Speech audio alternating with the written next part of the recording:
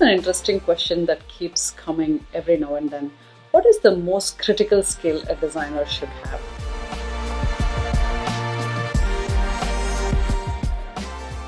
Is it ideation? Is it creation? Is it execution? Is it none of the above? It is your ability to search. The search skills are the most critical skills any designer must have. If you're unable to search, I'm not talking about Googling, I'm talking about searching, finding, having that curiosity to go down that rabbit hole and actually find it and come back. And this is a very important skill a designer must have. So there are frameworks on how to search, and it is important to know how to search. Otherwise, you will get lost in abundance.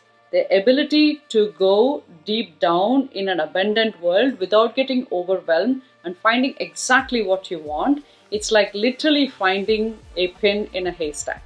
And that is a skill that a designer should have, and that's the most critical skill that will actually save your career, because that is the only skill which allows you to embrace ambiguity and allows you to swim in this world of chaos and still find clarity. So if you don't know how to search, then rethink about your career.